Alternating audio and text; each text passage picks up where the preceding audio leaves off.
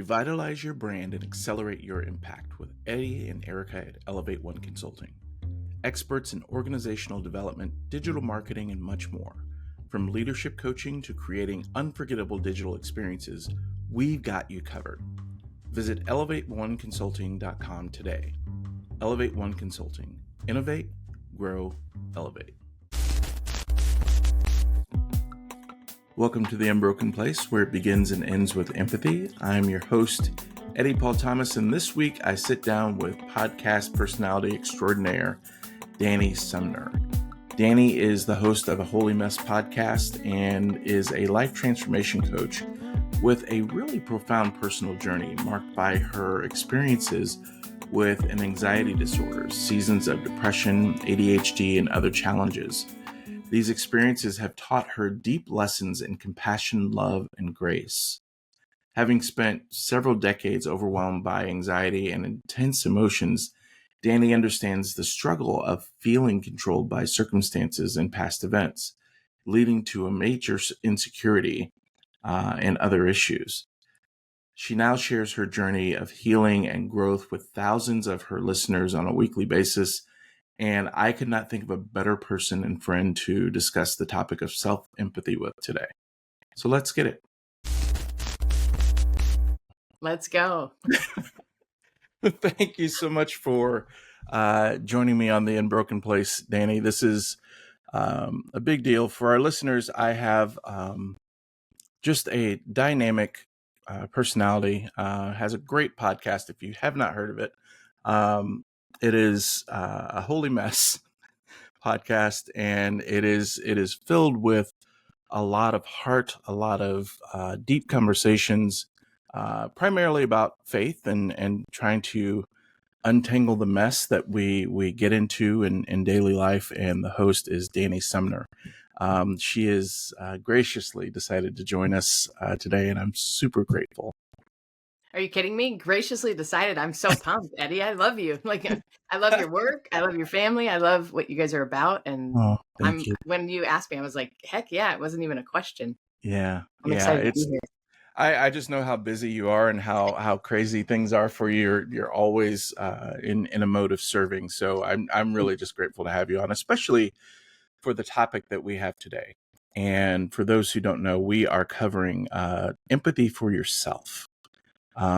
We've worked through a lot of different things on this podcast, through some of the things I've written in my blog and for the LinkedIn newsletter about empathy and conscious leadership, dealing with people around us, but we really haven't dove into the conversation about empathy for yourself. And so I don't know that there's a better person to have on for this conversation than you, Dani, because there is such a rawness to what you bring to your audience. You are candid and vulnerable, and I love what you do for people in terms of breaking down stigmas and just letting them exist as they are. So I love the idea that you would come on for this topic. Oh man, thank you. I don't know how we find empathy for others without finding empathy for ourselves. I mean, I think it's just part of like the process. And so I think finding empathy for myself has been one of the like healing paths for me to really even understand what empathy even means. And I remember, 10 years ago, people would say empathy and it was like a foreign language. It's like, what does that even mean? I don't even know what empathy means. And how do you have it? And, so I think I love that you've created a whole podcast around the topic, because I think empathy is key. I mean, I think that if we all just move forward with more empathy for ourselves and for others and for society at large, man, we wouldn't be fighting the way we are. We'd actually be having conversations and bringing people to the table of like, hey, let me understand where you're coming from. Right. Yeah. We all judge what we don't understand. And for me, I judged the crud out of myself because I felt so disconnected from myself, and I just didn't understand, and things weren't just lining up. And, and so I think when I took myself off of the cross, so to speak, and let go of judgment, I think that's when empathy took root. For myself. Yeah. It's so wonderful. The work that you're doing is one thing. It's like you said, specifically when we talk about empathy in the past, last 10, 15 years, you could find it in nonprofit, you could find it in ministry, but in business, that was not the thing. It was, productivity and making sure you've got butts and seats and, Mm-hmm. fight your way to the top and, get that promotion, get that, that raise and move forward. But there is a move, Mm-hmm. and it's showing itself in so many different ways in business. And I speak of business primarily because that's my realm. That's who I serve, people who are, trying to grow their industry. But understanding that this new generation of workers is saying, yo, I value my humanity Mm-hmm. before I value making a dollar for you. Mm-hmm. And so the clients that I work with have to figure out what being a conscious leader is. Mm-hmm. And instead of making it a strategy, it's actually become a lifestyle for many of them, which is what I encourage, and you hope to see. But it is really cool to see some of those transitions and how people are being cared for in their work environments today. So It's amazing. I love it. yeah, I'll go back to that vulnerability that I mentioned earlier in terms of what you share with your audience.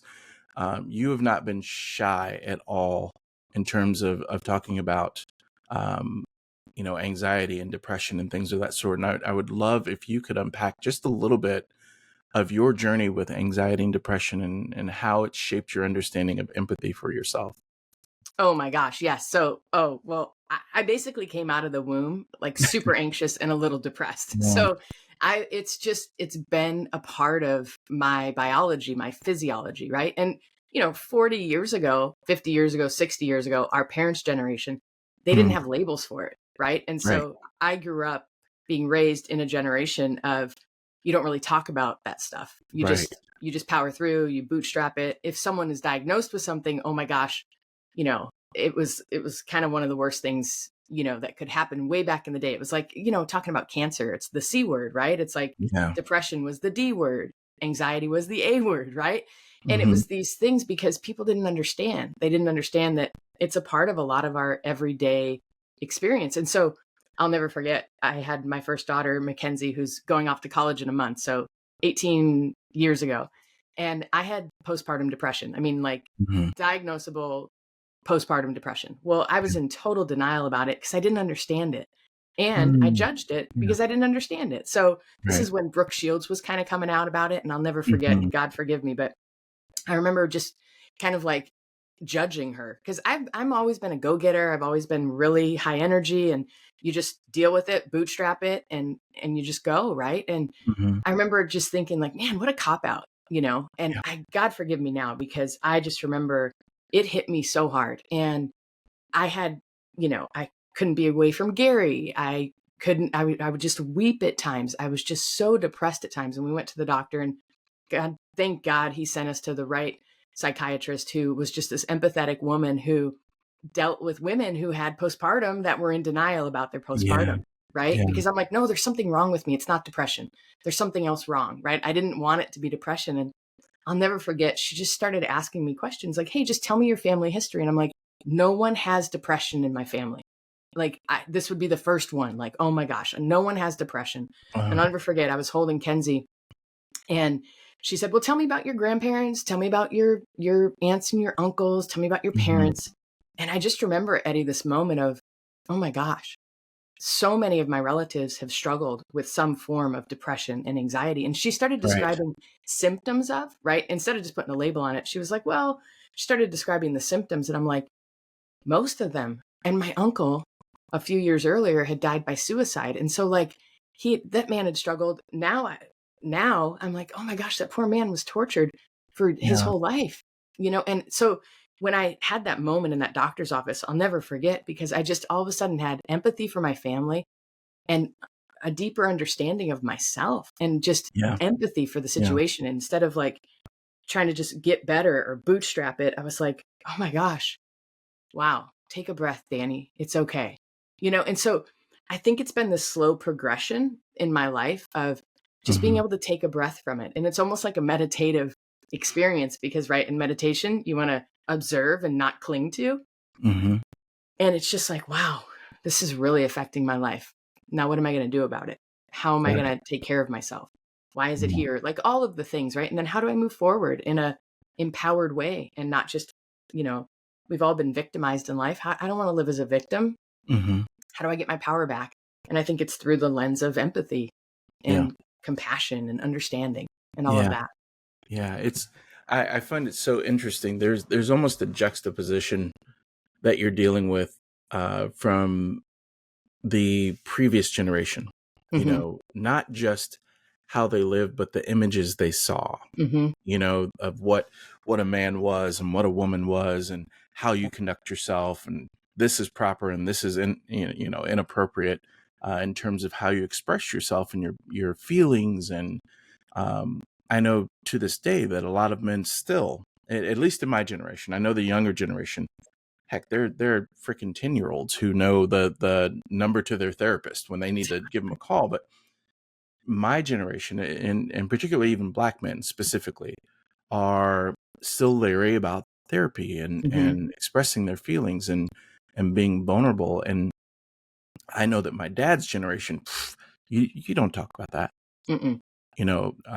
I was fortunate enough to have a dad who would, talk to me about my feelings and, kind of be there and support me. And it was very different though than what you saw on TV and the movies and the machismo and everything that went along with being a man. And I can only imagine it would be the same for women.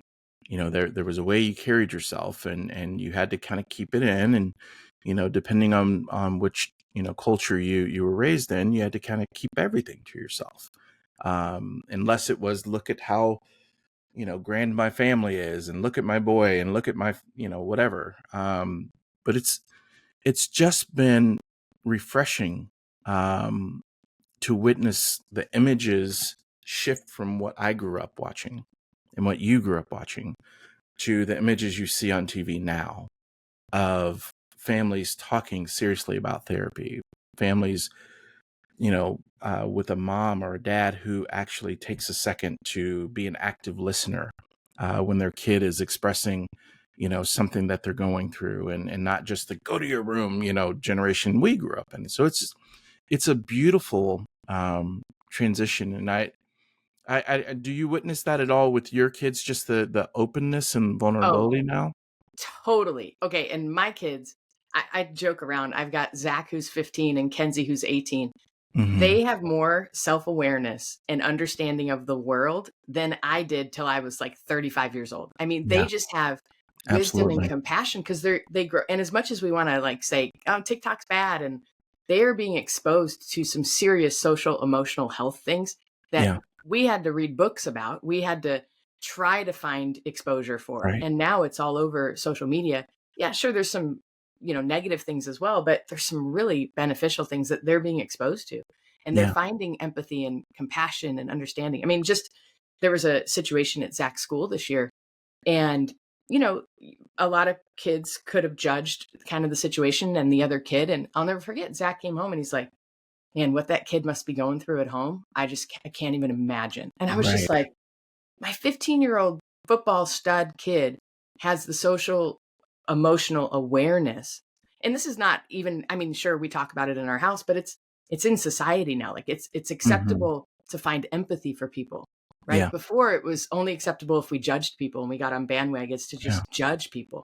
And we all judge what we don't understand. And I'm guilty of it too. And, proximity brings peace. Proximity to people brings empathy and understanding. And this is why, and I don't want to get into politics because I'm not political, but just the distance, even in politics, is like so disheartening. If we could just have a civil conversation, where are you coming from? Help me understand your point of view. And then let me share mine. And maybe I'm wrong. I don't know about you, but as I get older, I'm like, I've been wrong about so many things. I don't even know what I'm right about anymore. I'm like, I'm learning so much. I'm just like, oh my gosh. And God, I keep saying, like, God, forgive me for my judgment for all the years and things where I just felt like I had to be right about something, or I have the only lens on it.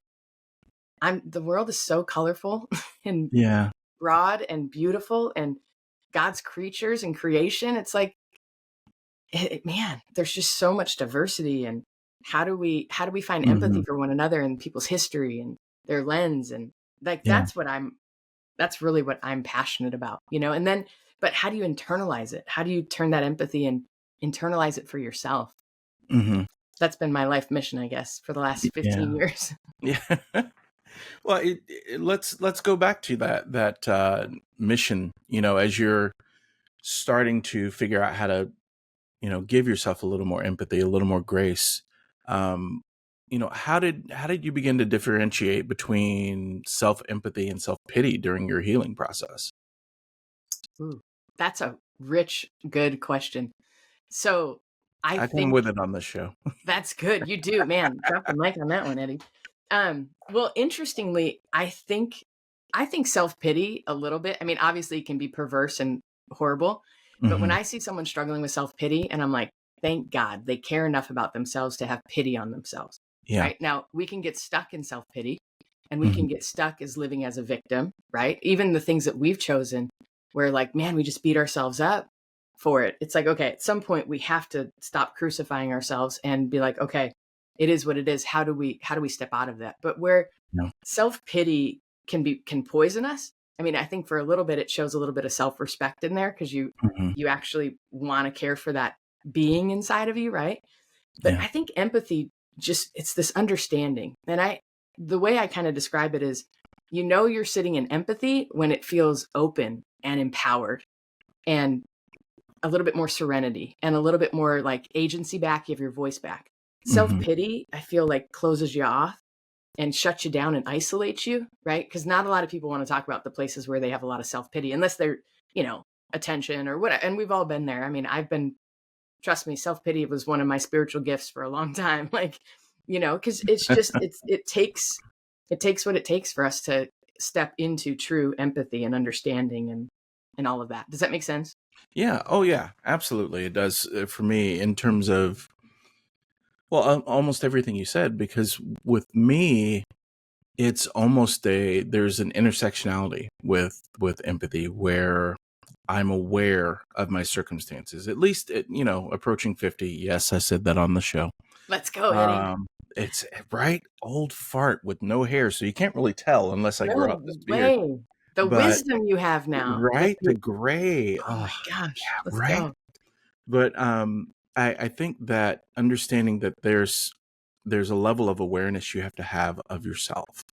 Hmm. Um, if there was something I was supposed to do for the family or for work or whatever, and the day just got away from me, when I was younger, I used to beat myself up like just relentlessly. Dude, you do better. You can, yeah, of course you can do better, but also recognize that you may have not understood your bandwidth for the Hmm. day. Maybe Eddie shouldn't have said yes to so many things.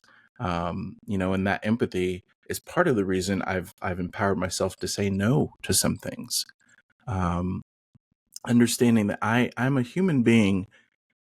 I think I'm somewhat talented, and that talent only stretches so far. I have to sleep. I need to be an attentive husband and father, and a good employee, and all of those things require time, effort, energy, that I have to share in the given spaces that I'm in. So just having empathy for myself, realizing, holy crap, I didn't go to bed until 1 o'clock the last night working on projects. I'm going to be tired tomorrow. What can I do for me that'll make it a little bit better?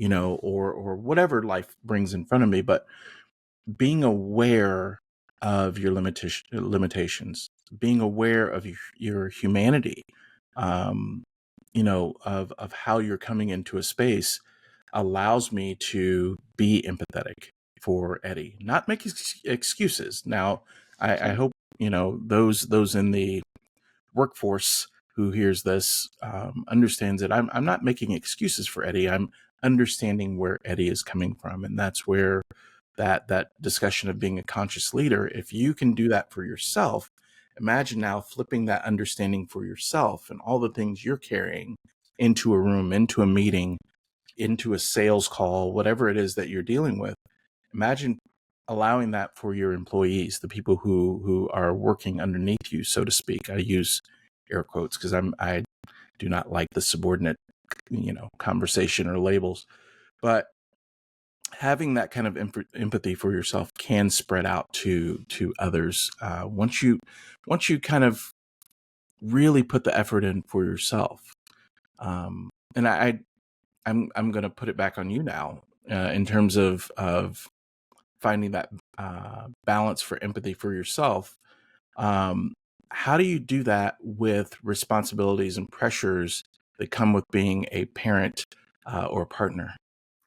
Oh man. Well, great segue, because I think it's the same as in a business relationship or Mm-hmm. for employees or in the workforce, right? Mm-hmm. So again, I think true empathy empowers us, and it gives Mm. us the self-awareness to be honest and vulnerable, but vulnerable with self-respect and self-responsibility, right? We Mm. can't just be like, oh man, I had a rough night, I didn't sleep well, I'm not going to show up today for work. I Right. just have so much empathy, I just need massage and pedicure and go on a walk on the beach. Sorry, kids, make your own lunch. Sorry, Gary, you're going to have to be right. Like, it's like, Right. there's a time and a place when empathy, okay, take a time out. But also, Mm-hmm. what empathy does is it says, hey, I'm going to show up in a responsible way to all of my responsibilities. And it gives us our power and agency back in a sensitive, kind, empowering way, not in this like victim self pity place. Right. So I Yeah. think for Yeah. me, finding empathy of like, so I'm a perfectionist. I think a lot of us who are driven people are tend towards perfectionism. Yeah. And I used to think like you can't be a perfectionist and have empathy. It's like, no, of course I'm going to strive, but of course I'm always going to never meet my expectations. Of course I'm going to fall short. Right. That's okay. You know what? My expectations are too high. It is what it is. But you know what? What went well today? Where did I show up? How did I Mm-hmm. serve my family, my people, my sphere of influence? Like, what did I do? And how do I find more understanding for myself of like, oh man, no wonder I'm a perfectionist. Yeah. Wow. Like, no Yeah. wonder I had to earn my worth as a kid. No Yeah. wonder, no wonder. Right. And just Gosh. kind of Yeah. simple phrases like that, it's like brings understanding. And I think that shows our soul that we're being empathetic towards, man, no wonder you live under the tyranny of needing to be perfect, or the Yeah. tyranny of needing to say yes to everybody because I need everybody to like me, right? I lived under Yeah. that tyranny. Yeah. I was a people pleaser forever. I still tend towards it. So, but now I'm aware and now I have Mm-hmm. empathy, like, oh, there you are, Dani, just trying to have people like you. It's okay. I Yeah. like me now. So it's okay. Good. Right. Good. Yeah. Yeah. So I don't know if that answers your question, but Oh, of course. Absolutely. And it's funny. You mentioned perfectionist, and my wife is a perfectionist. She loves to hit the mark every time, and she does a great deal of the time. she She's is. And I wonderful. love your wife, by the way. She's Yeah. amazing. Yes, I would agree. 10 years. She's put up with me for 10 years, so I would agree. She's amazing. Um, but I learned something about perfectionism for me, and I know that it's different for everyone, but I loved my coaches growing up. I will laud them until my dying day, of how much influence they had on me, not with the big things, but the little things. So one of the things that I was really, really good at back in the day was shooting 3-pointers. It's a big deal today. Like, guys are shooting 15 threes a game. Back in my day, if you shot 4, it was a big deal. Like, It's oh my amazing. gosh, Eddy shot 4 3-pointers today. And, it was, By the way, does your audience know that you donated your knees to Purdue and that you were oh, a stud basketball player? I don't mention it often. I mention basketball. I don't go into Purdue very much, I think. But yeah, go Boilers, who were in the championship game this past year. It's awesome. He's a But stud basketball player, you guys. it was. I, Hey, I haven't still in picked there, one up man. for a minute. But yeah, so it's interesting because back in the day, you would do these shooting drills, and they would you'd be dripping wet with sweat when you're done, after shooting hundreds per practice, right? And then you'd have after practice just shooting drills just to keep your rhythm and work on your form. And I would be just outstanding after practice. I'm shooting 60, 70, on a good day, 80% from 3-point range, just knocking it down, right?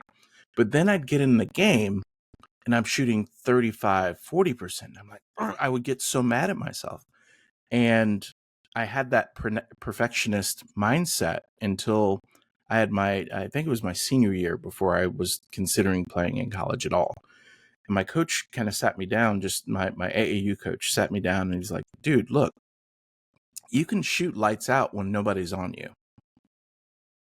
What makes a good shooter is how you deal with pressure and people flying in your face and crowds, talking trash and all that stuff going on. Your percentage has to come down because it's harder. Your heart's pumping. It's, the band's playing, when the lights come on, nobody shoots 80% from 3-point range. Nobody shoots 70%, 60%. The greatest Except that 3-point. Caitlin girl, that amazing, what is that girl's name? Come on. Caitlin Clark? Yes. Yeah. She's Well, okay. She's incredible. She's amazing, but let's take Caitlin Clark and Steph Curry. We're going super nerd on the sports right now. Give us a second. So, perfect example, okay? Far better than I've ever been in my entire life. Caitlin Clark, Steph Curry. Best 3-point shooters you could say for each. I'm sure there's one. Somebody's going to kill me on social media. I'm sure there's a better female shooter. I could go all the way back to Cynthia Cooper back in the WNBA early days, but let's just stay here. Caitlin Clark, Steph Curry, best shooters in the game right now, right? They shoot about 43, 44%. That's what they shoot from 3-point range. It is not 80%. It's not 90%. It's not 100. It's certainly not 100%. But these are considered some of the best shooters to ever lace them up, and they're still only shooting 40, 45%, maybe max. So the lesson for me growing up was, hey, shoot for 100%, shoot for 90%, understanding that you may only get about halfway there if you're doing really good. Sometimes you get a little bit better, but just those lessons and having some empathy and perspective for yourself in those moments, it never left me from basketball. And so I was always able to understand that a lot of those lessons kind of transitioned over into real life, where I could understand when my coworkers were not able to give 100% that day. Well, life was going on outside. There are tragedies going on outside. People are getting divorced outside before they come in. Their kids are calling them names outside. Their life is happening. And so being able to have that empathy for others, because I was able to have it for myself, that understanding of life being real and not just this imagined perfect life, was so helpful. It's amazing. And I thank my coaches for that. And for you, I know a lot of yours, and we haven't really talked about it much, but the podcast, the Holy Mess, is deeply spiritual. And I would love for you to unpack for people just a little bit of how spirituality plays a role in helping you maintain empathy for yourself. Oh man, well, totally. I think that my best teacher in empathy is Jesus. So I think when I got sober, so I'm recovering alcoholic. Eddie knows, but I've been sober almost 14 years now, and when I hit the rooms of Alcoholics Anonymous, I did not think I was an alcoholic, okay? Because I wasn't homeless. I still had my teeth, still had my watch. I still had my home, still had my kids. So again, I was pretty judgmental of what an alcoholic, quote unquote, was, right? And I was judging myself because I needed to medicate, or I needed a drink or anything like that. And so judgment. I judged others. I judged myself. I judged society. I mean, I just judged it all, right? And I think when I became sober and I really understood how little control I have over life and circumstances, and frankly, even myself, when I don't have empathy and understanding and compassion and grace, and really understand how to truly surrender, right? Like you hear all these phrases in church or wherever, like let go and let God. And, it's like, what, how do you do that? Like, how do you do that when we're taught from a young age of show up, do the thing, work hard, and you'll be successful, right? There's these yokes of slavery that society has put on us that childhood has put on us. And I'm not blaming our parents, or I'm just saying it's just life. It's like what we picked up and the lens with which we picked up life. And I picked up a really kind of judgmental lens. I'm not blaming anybody. It's just kind of how it happened. And I think that when I was really humbled and really had an issue with my drinking, and it was life or death, it was like, okay, I gotta bet on this program and this situation, and truly my relationship with my higher power, who's Jesus. He had to show up or I was checking out. And so life was too hard. Right. And so that for me has been probably my biggest lesson. And I think through getting sober, I've realized, because I used to regret so much of my life, and I used to just feel like such a victim of life, hard circumstances, just wasn't dealt a good hand in certain situations. And some people looking at my life from the outside looking in, it's like, what? How? And it's like, everybody struggles with the thief of comparison, but internally I was wrestling and I just felt screwed, so to speak, in a lot of ways. And I think when I really found deep understanding for my physiology, my situation, the choices I had made, the hard things I have been through, and just empathy and compassion and perspective. You said it earlier. I think when we can begin to get a different perspective or put on a different lens about things, a healthier one. One of the things I ask my clients or my students all the time is like, what do you want to believe about this situation? Like, I know the circumstances are hard, but what do you want to believe? Like, what's an easier way to live in this situation and in this circumstance? And it's interesting because it's a really profound moment. So for everybody listening, whatever hard thing or hard person in your life or hard business thing going on, like, we all have these stories we tell ourselves, and it's because of the circumstance, because of the situation. We have like, negative, hard things are hard, but it's like, okay, take a breath. What would help you live in this situation a little bit easier? Like, what do you want to believe about the situation? What do you want to believe about yourself? What do you want to believe about God and about your relationship with your higher power? What would be an empowering belief, not a disempowering belief? Does that make sense? Wow. Yeah, totally makes sense. Gosh, we could probably spend another hour on that one. Right? It's almost a way of reclaiming the moment. Whatever it is that you're dealing with, you're not just settling for what people tell you the cards are. That's right. It's like, you know what? No, you know what? I don't have a seat at this table. I'm going to build my own chair. Heck, I'll build my own table. I think that's a wonderful way of looking at things, and it's transferable, so to speak, in several different ways.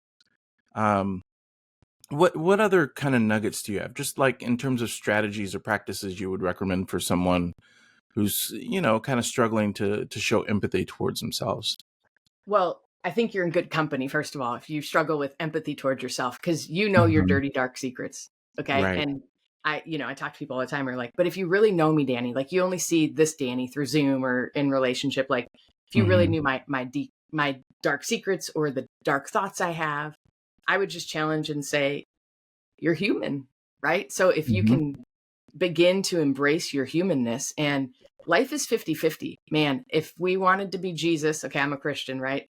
For so long, it was like, I had to remind myself, like, there's only one Jesus. I don't need to be perfect. What I need to do though, is show up as the best version of myself. And what empowers me? What belief system that God has for me, right? Like we talk about grace a lot in my programs, and about walking under God's grace and compassion and all of that. And it's like, people can give it away to others so much easier than they can for themselves, because they know themselves and they know the dark side. And I would offer, life is 50-50, and the shadows can really be kind of the illuminators for where your wounding is. If you can begin to understand where you're wounded, where you're hurt, where you feel rejected, maybe you can have a more understanding and compassion and change your perspective on yourself. Like, man, I don't need to be perfect. Like if you put too many things on the calendar and all of a sudden you forgot, oh my gosh, I was in charge of dinner tonight and I didn't. It's like, okay, well, let's laugh. We're going to have pizza one more night this week. It's like, and just breathe. Like, we get to be human. And I think we forget that we get to be human, and not in a cop out way, because we've got to be careful, because there's some of us where like, oh, okay, I get to cop out, and I don't think anybody listening to your podcast is in that, because they're in the they're trying to better themselves, right? They wouldn't be listening to your podcast if they weren't trying to learn Right. and grow in empathy for others and themselves. But I think growing in empathy for ourselves and compassion and perspective, and get to the deeper, what's motivating us, I think that's how we can move through life feeling a little bit more empowered. We'll be back with The Unbroken Place in just a moment. At Elevate One Consulting, we specialize in executive, business, and accountability coaching tailored just for you. Discover the power of enhanced leadership skills, improve performance, and increase self-awareness. Our expert coaches will help you navigate challenges, articulate your vision, and establish a work-life balance. With Elevate One Consulting, you get proven methodologies to drive growth and success, insightful feedback and personalized strategies, clear goals, and actionable plans. Whether you're a C-suite executive, business owner, or entrepreneur, our coaching programs are designed to help you thrive. Visit www.elevateoneconsulting.com and take your first steps towards a focused future. Elevate One Consulting. Innovate, grow, elevate.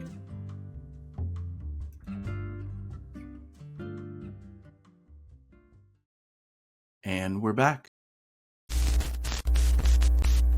Yeah, I found that fascinating, Dani. One of the things in terms of what Erica and I do when we're talking to each other and having that vulnerable moment at the end of the day or in the midday or whenever, because we entrepreneurs, we work for ourselves and we have several meetings throughout the day, so that one of the things that we're able to do is be honest. And is it vulnerability at this point with Eric and I don't know. I'd let a psychiatrist or a psychologist take that one on, but I know for sure it's coming as your full self and honest in a given moment. And we're able to say to each other, hey, Eddie, I've got about 30%. Or I'm like, Erica, I'm at a 20, but we look at the home as 50-50 equaling up to 100% of what we need for the house to run, for us to have a good, healthy relationship, for us to be good parents. But there are days where I'm like, babe, I was up till 3 editing this thing and doing this project for the person and the thing and the place, and I've got 30% today. Can you give me 20 extra? And her 50 goes to 70. That's right. And she's honest with me on those days as well, where she's like, Eddie, I've got about 25%.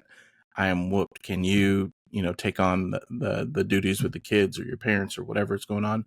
And mine jumps up. But it's the ability to be real, recognize that the person across from me, and it's I don't want to say it's easy, because marriage and relationships and being that vulnerable 24/7 is not an easy thing.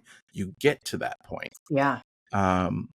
But for us, one of those things is being able to be honest and accountable to a partner and be able to say, this is where I am For today. sure. It's a crap day. For sure. I need your help. And so luckily, I don't think that we've had too many where we're both like, dude, I've got 30. How about you? Well, I've got 15. What do you got? And dealing with it that way. But being able to have that person in your life that you can not only be vulnerable with, to be honest with, but they can also hold you accountable. For sure. Is everything. For sure. When we're talking about empathy, because it's often not just a one person show, Well, yeah. and I would say, so perfect segue into like one of my favorite subjects, but I don't think we can find empathy for ourselves until we've seen empathy in someone else's eyes for us. So you having empathy for me teaches me it's okay to be human. And I get to have empathy then for myself. Where this gets hard, you're blessed. You have Erica. She's amazing. You guys have a great relationship.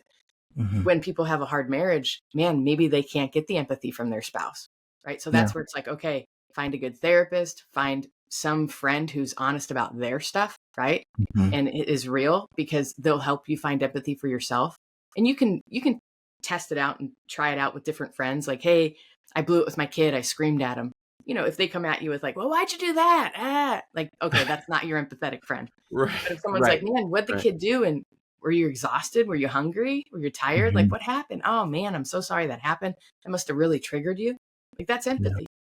Right. Yeah. And so I think empathy is birthed in community first, and then we can internalize it and give it to ourselves. I'm blessed. I've got an awesome therapist. I've got an awesome community. So, and I'm really, Eddy, I'm very vulnerable and honest now, but I'm only as vulnerable and honest as my community has allowed me to be, in the empathy that they've placed within me. So I feel very, very blessed about that, and my life story, and people hold space for me, and compassion, and others' compassion has taught me compassion for myself.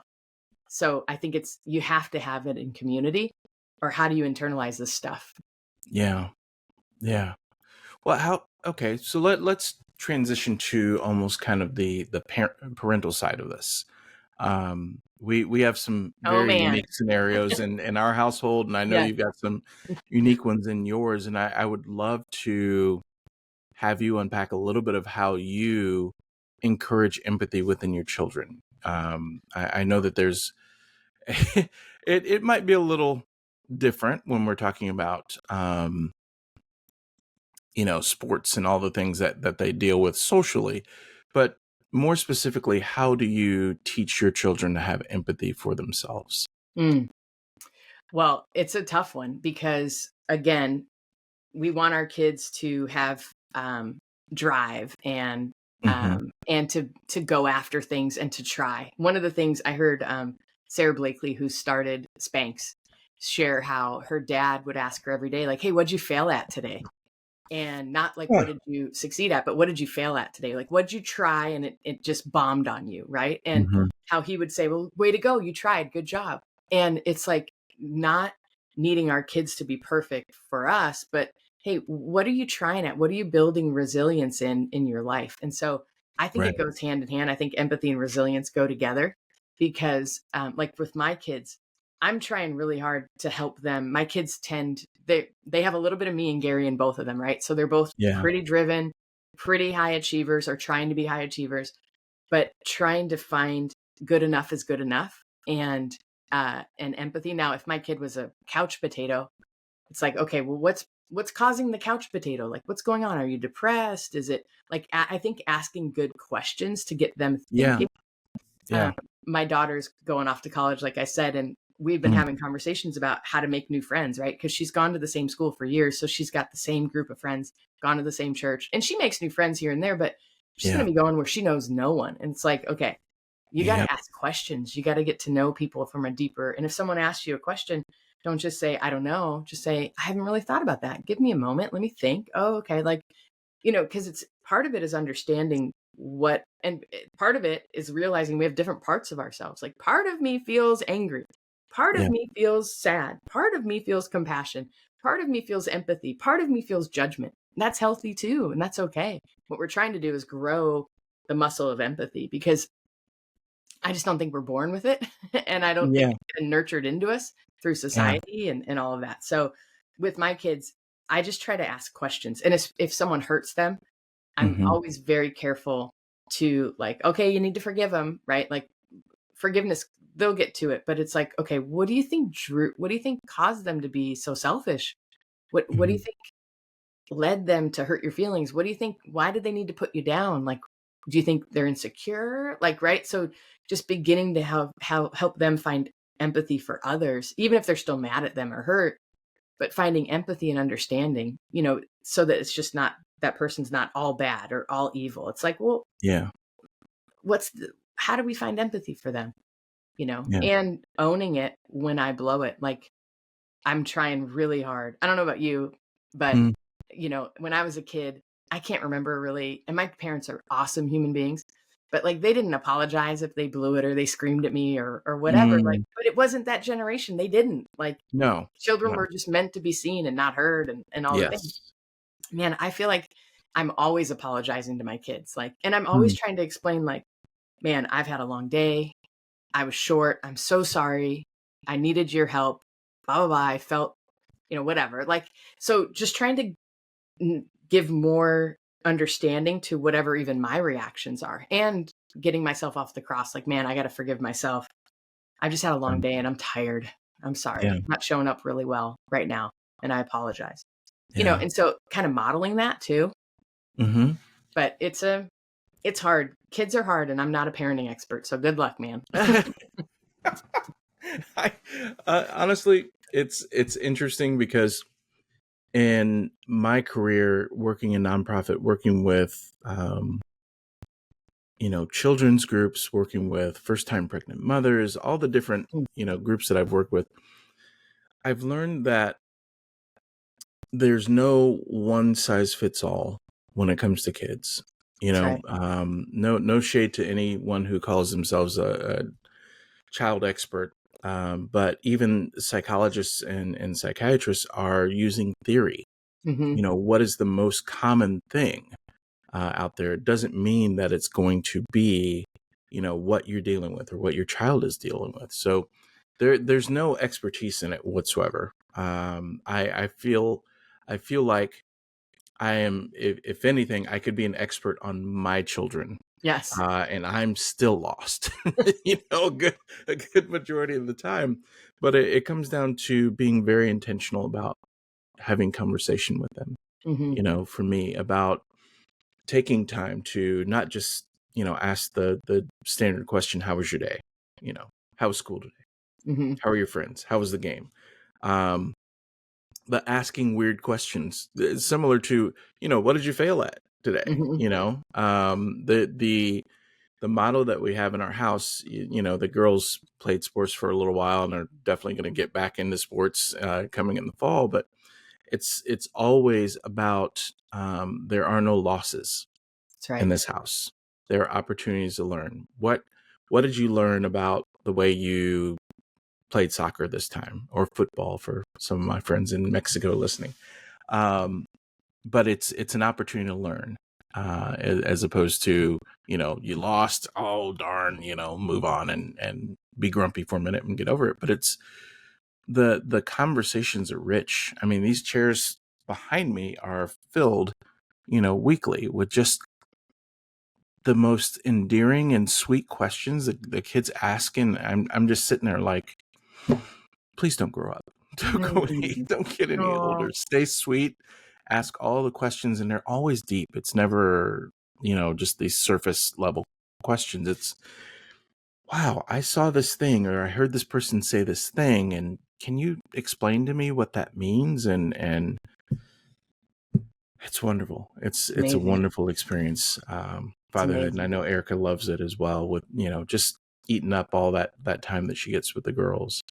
Um, I know that we've talked quite a bit about you in terms of you and your family and how you view things, but I'd love to kind of shift it just a little bit, Dani, and talk about your life as a spiritual director and life transformation coach, which, if you folks have not heard about the Feel Better Journey, you've probably been living under a rock.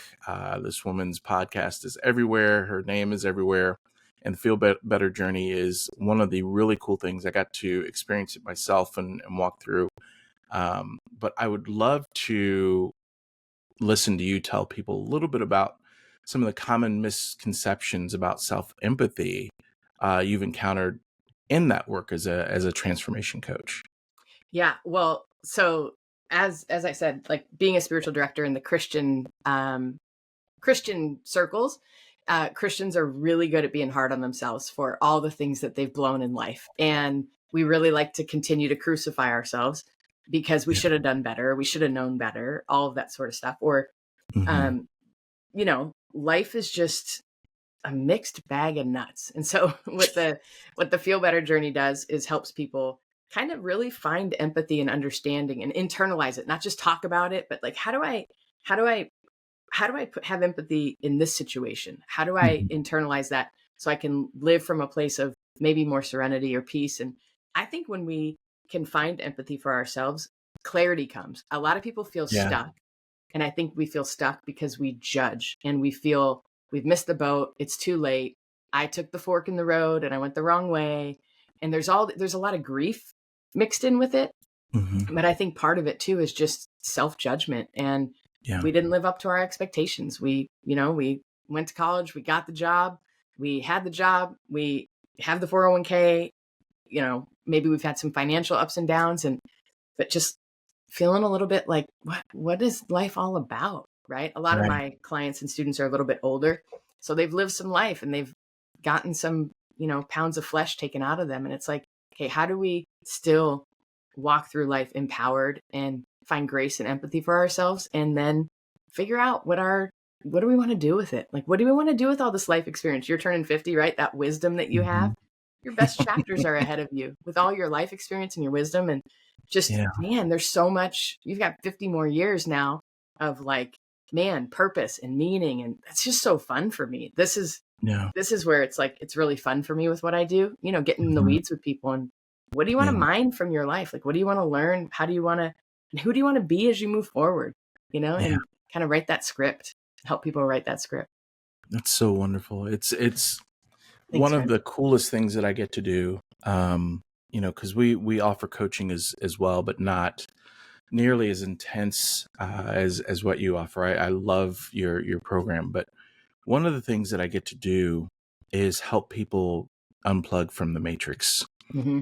Oh, I love that. You spend so much time doing what you've been told, no matter what your field of work is. Your parents are telling you one thing, you go to school, they're telling you that, something very similar. And then you go to college, if you're lucky, then you've got a boss as soon as you get out of college and they're telling you what to do. And if you want to get further in this job, you got to do more of this and this. And so when I'm able to kind of connect with people, we recognize and acknowledge where they are, how they got there. We take some time and have that conversation, the really deep conversation about what is it that you want to do. Mm-hmm. Let's keep everything on the level where you are. You're in your career. If those bills are paid for the next year, what do you want to do? Mm-hmm. And it's in those discussions that, people start talking about not the amount of money they want anymore or how big a house they want or the promotion. It's, I really want to connect with my family more. Mm-hmm. I really want to write more. I really want to, I had this passion. I used to play the trombone when I was in high school and I'd love to go back. Whatever those things are, it's an opportunity for them to unpack those things that they've buried away, and make them a part of who they are today, or incorporate it into who they are today. So for me, it's really looking at those first 49, almost 50 years and saying, wow, I was told what to do for so much of that. And now I get to flip that script and say, let's stop talking about what you have to do to survive and what you want to do to thrive. Totally. And it is a wonderful opportunity when I connect with people, or have even just, the opportunity to speak or be on a panel, whatever it is, just to help people kind of take a moment and take that deep breath and really evaluate where they are and where they want to go. And it's a wonderful experience. And I love that you give a very, very similar experience in the Feel Better journey. Thank you. Yeah. On a spiritual level. You said it. I mean, it's so funny because Richard Rohr talks about like the second half of life being like the most fruitful half of life. Yeah. And it doesn't have to mean, okay, after you're 55, that's the second half of life.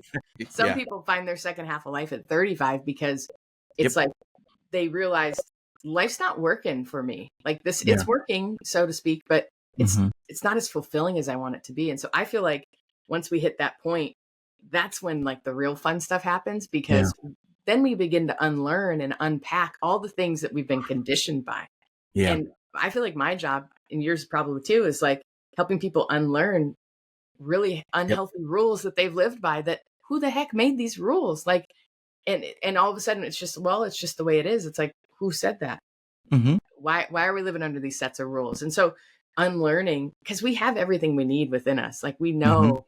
And so it's such a fun thing to watch someone go like become who they want to be and who they created to be. And listen, I'm not going to, if I was coaching you, Eddy, I wouldn't be like, yeah, let's do it. You're going to become a ballerina and you're going to be amazing. Right. It's like, no, Eddy, what's your gifting? What are you good at? And what lights you up? Let's go, Yeah. It's, I often have that conversation and the analogy, I would say 40% of the people that I talk to, it comes back to the Dorothy and the wizard. Like the wizard says, you got to do this in life and you got to do this in life. And you're like, okay, well, let me go do what the wizard tells me. But then at some point you're like, Dorothy, like, dude, let me take a look behind this curtain. Let's talk. And you look and it's like, you're just a man.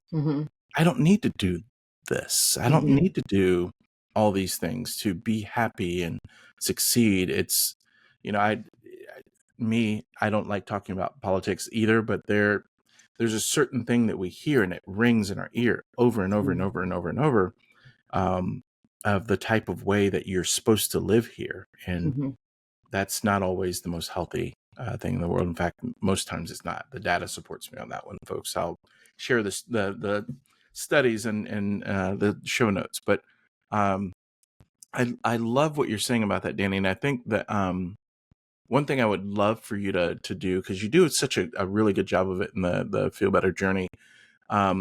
What advice would you give to someone who feels overwhelmed by their emotions and doesn't know really where to start with self-empathy? Well, first of all, I think that we're taught as a society to like emotions are bad. And, unless especially in Christian culture, like if you're not feeling any, like there's this thing called the fruit of the Spirit. It's in the Bible. It's like love, joy, peace, patience, gentleness, kindness, and self-control.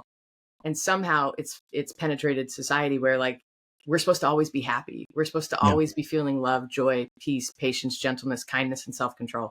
And if we aren't, well, we must be doing something wrong.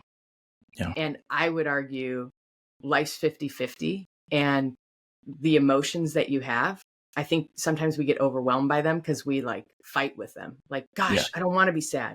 No, I don't want to be sad. I shouldn't be sad. And we use like prison words like shoulda, coulda, woulda, or shouldn't. And it's like all it does is it keeps that emotion closer. It's like, ask the sadness, why are you here? Why am I sad today?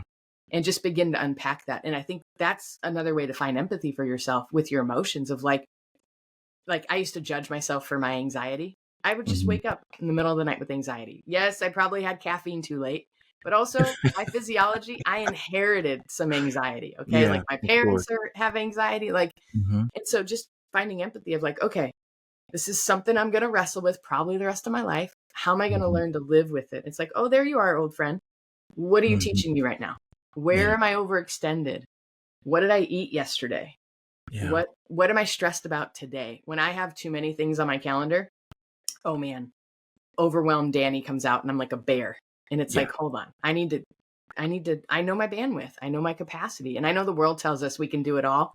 We can't. Like we're human, and what do they say? We're human beings, not human doings. And so how do we live into that? And how do we look at our overwhelmed emotions as teachers? Okay, why am I overwhelmed? What's going on? And maybe we do need to go to the doctor and get new meds, or maybe we need to go to a nutritionist and figure out something in my diet, or something else might be going on, a thyroid issue. I mean, but that's part of having empathy, and like, it's not a one size fits all. And we have to have care, like at least pretend to care enough about ourselves and fake it till you make it in this to get to a healthier place, right? Because that's all we all want is a little bit of sanity and serenity.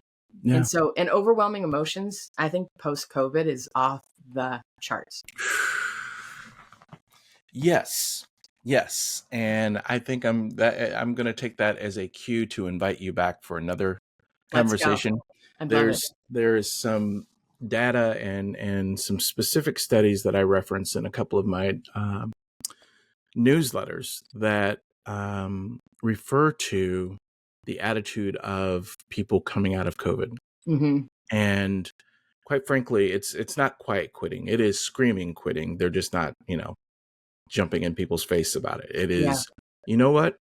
If you as an employer can't show me some balance here, to recognize that we have all gone through loss, hundreds of thousands of lives lost, changes in the way we do things socially. I mean, I know people to this day who can't really engage in person conversation.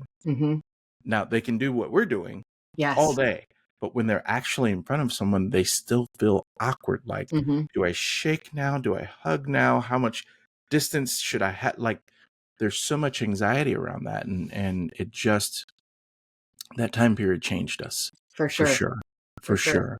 You know, the other thing I was going to say, because I know you have a lot of people who are probably employers listening.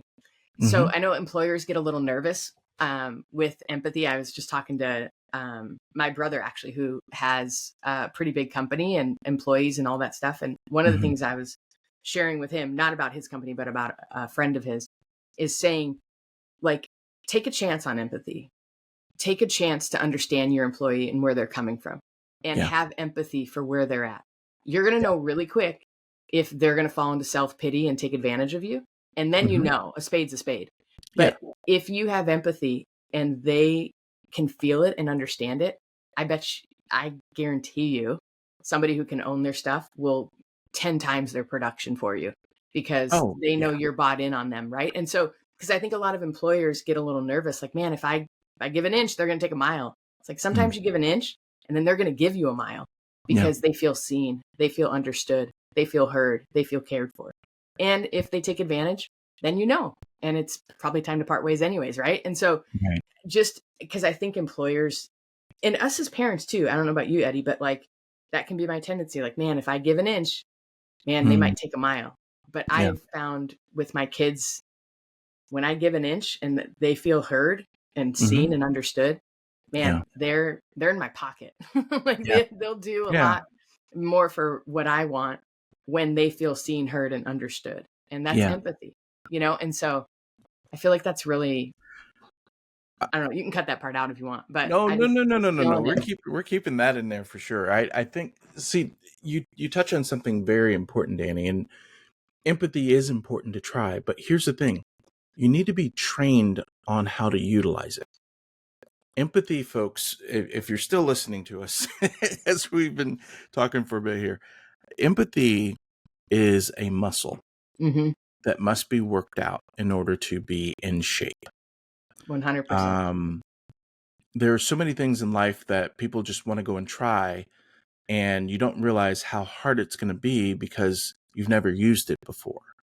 And so, well, not in a certain setting, not that people haven't been empathetic before, but just, I haven't used that in work before. Well, get some training on it, then try some things out in the work environment. Understand that empathy does not negate responsibility. That's right. It does not negate accountability for things. So understanding that, you know, I can show you all the studies in the world that talk about employee loyalty, employee satisfaction, the great reduction in turnover in an office because of empathetic practices. But that's a learned thing. They don't just go in and say, okay, I'm giving everybody a hug now when I go to work. That's not how it works. It takes time and intentionality, and you need to learn the craft of providing empathy in a work environment, and making it a part of your culture, you know, as people are coming on to the office. But it is incredibly important to learn, because you're going to miss the boat on this next wave of graduates coming out of college if you think that they're just going to sit under your thumb and do what you tell them to do. They'll go to the next employer in a heartbeat. Totally. And or they're going to start their own TikTok shop and just do their own thing. That, or be an entrepreneur, which, holy cow. I would love to see the numbers at the end of 2024 when they talk about how many entrepreneurs there were in this past year, because I guarantee you the numbers jumped dramatically. Probably, for sure.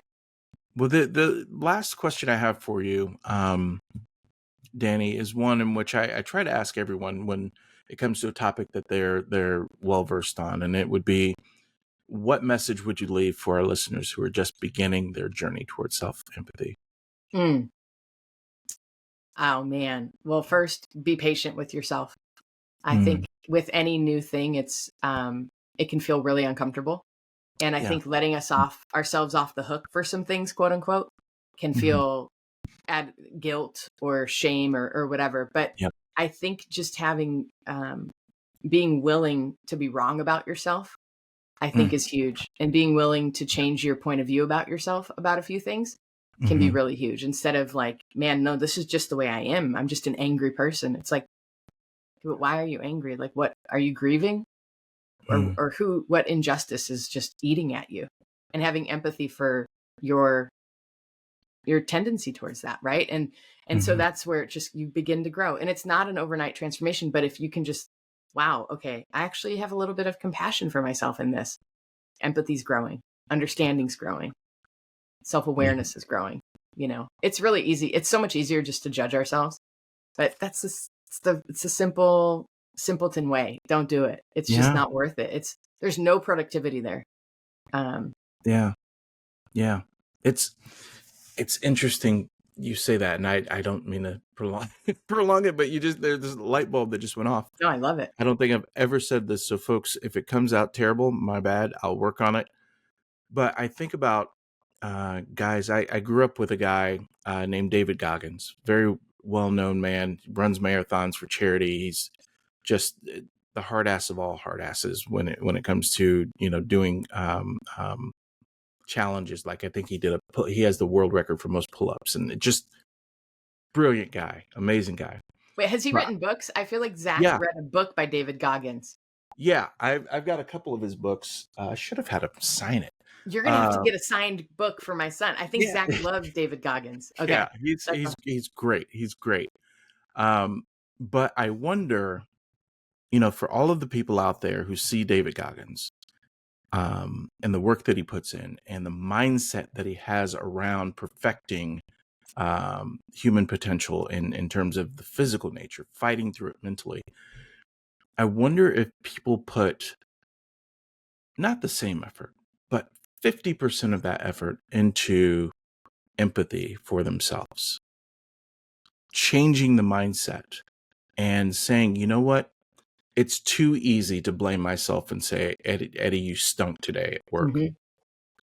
No, I'm going to put the work in. I'm going to grab a journal. I'm going to do whatever it is that works for me, that reminds me, hey, you may not have performed your best, but you performed. That's right. You got out there and you busted your butt and you did the best you could today. Wasn't perfect. Probably wasn't even good today, for one of those days. But I showed up. That's right. I showed up for my work. I showed up for my wife. I showed up for my kids. I showed up for my community. And I wonder if we could take that David Goggins mentality, which is perfect for what he's doing, and pull some of that into empathy for ourselves, learning about ourselves and caring about ourselves the way that we want to care for others. I just wonder where we would be with that. I might have to write a book on that one. You might have to. I love that, Eddie. And I think that's the holy grail. I think that if we can find deep, rich empathy for ourselves, it empowers us. It does not disable us. It enables us. And it gives us our agency back and our voice. And it's like, man, if we could all live with that fire, I mean, that's what I'm trying to do. And my life is so much more enjoyable now. I always tell people, like, talk to yourself the way you would want a coach who you're on the pickleball court, you're on the tennis court, you're on the basketball court, you're on the baseball field. How would you want a coach to respond to you if you blew it? Right? Yeah. You already know you blow it. You already knew it. Right? Have the loving, empowering coach voice of like, yep, call a spade, but let's go and find understanding for yourself. So I think write that book, man. Oh, I'm already on it. I'm thinking through the chapters right now. That's awesome. I love it. Well, Dani, this has been amazing. I love talking to you. I love the honesty and vulnerability you show on not just your own podcast, but just in life in general. Folks, the Dani that you're hearing today, is the same Dani that I get to hear talk to my wife almost every day. But Yeah. I would love to give people the opportunity to follow or support your work. So where should they go to do that? Well, I'm very limited on social media, but you can go to, Instagram or Facebook, Dani Sumner. But my podcast, A Holy Mess, it's on all the podcast platforms, iTunes, Spotify, Google Podcasts, all the things. And you can go to danisumner.com, www.danisumner.com. And you can join my newsletter. I send weekly email updates and encouragement. I'm all about encouraging people and empowering people. So but yeah, that's where I'm at. That's where I hang out. Outstanding. Well, Thanks, Dani, thank Eddy. you so much. Oh my gosh, are you kidding? This was awesome. You're the This best. is Thank you amazing. for this opportunity. I love the work you're doing, and I just love you and Erica. You guys are amazing humans, and just thanks for serving all the people. And shout out, they work with me, and they're the best. So if you need some consulting services, they're the bomb. The Unbroken Place podcast is presented by Elevate One Consulting. The show was produced by Say Something Studios. Learn more about both of these in the show notes. The show's music is performed by Little Glass Men in Captive Portal. We want to thank you for being a part of the Unbroken Place community. Look for an ongoing conversation on Instagram and Facebook at the handle @UnbrokenPlace. You can also find some helpful resources at eddypaulthomas.com. Make sure to sign up for our newsletter called OK on Second Thought on LinkedIn. Until next time, one love. At the Say Something Studios division of Elevate One Consulting, we don't just build websites, we craft unforgettable digital experiences. Imagine a place where design, development, UX, SEO, and management harmonize to elevate your brand to unprecedented exposure. A place where your website is not just seen, but felt, experienced, and remembered. Our expert team, equipped with unparalleled marketing insight, turns the everyday task of website design and management into a seamless, empowering journey.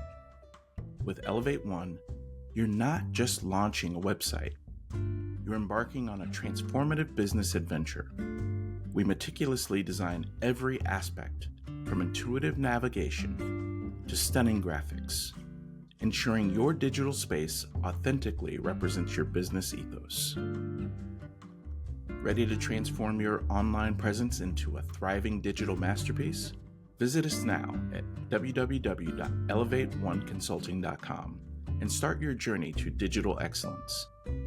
Elevate One Consulting. Innovate, grow, elevate. Say Something Studios.